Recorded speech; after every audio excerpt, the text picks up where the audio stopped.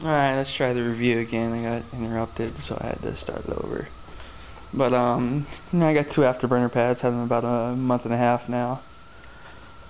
Pretty good, got them for $190 shipped, so they were pretty cheap. They're, about, I don't know, 1.5 inches thick, I don't know, I can't tell how big that is. Button response is, excellent, I'd have to say, although the buttons kind of have a concave to them, so you gotta hit more in the center than you do like on the arcade pad. If you hit on the sides, there's well, I wouldn't say good, there's a slight chance it's not going to register, but it's actually pretty good on that. So yeah, they come covered in this little plastic thing like most shiny things come covered in nowadays.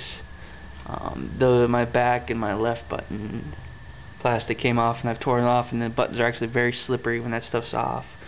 So I'm going to keep playing them and wearing them in and seeing if they get any better, but they're still very slippery, about as slippery as the metal center and corners here.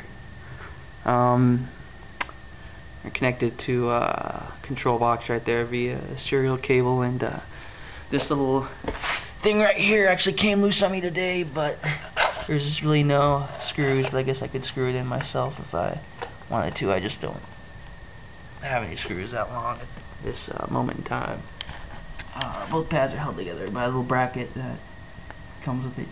One bracket for each pad, of course, so they connect real easy. They don't move.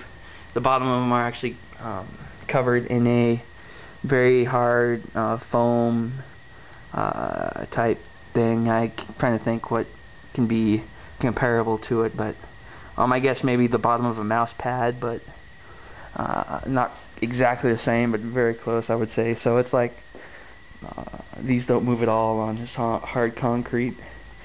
My right pad here has a slight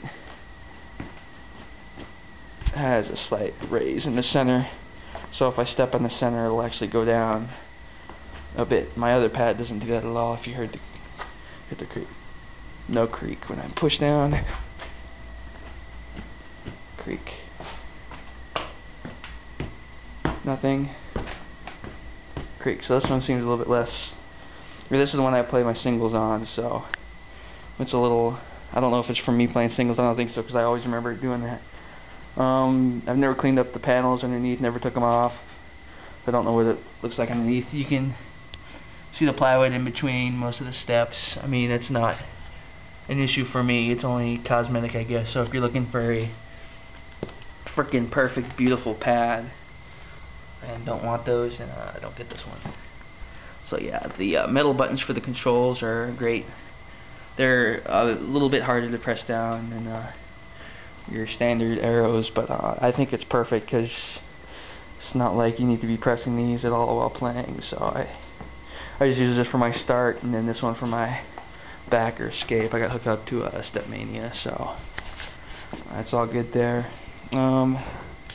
An issue I have is when it gets below 40 degrees or so, about freezing, for some reason these pads will, about once per song, will become unrecognized by the laptop, and I'm not sure if it's because of the pads or if it's something with my laptop, but I haven't tried it with another computer yet, so just be aware that they may have an issue with cold weather.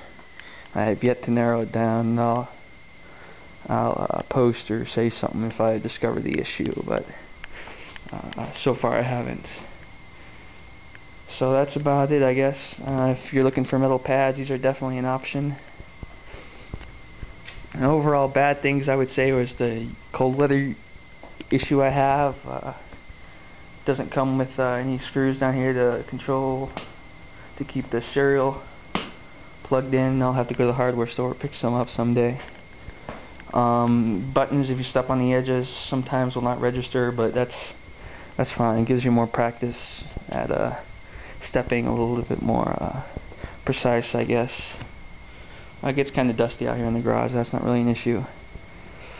Really, other than that, it's pretty good. Button response is excellent. I would say near 100% perfect when going through USB. Going through a PS2 controller, it had a slight delay issue, so I don't use that anymore. But if you ever need to get some pads, I guess these are definitely an option. I mean, yeah, works pretty good. Sure, let's play that one.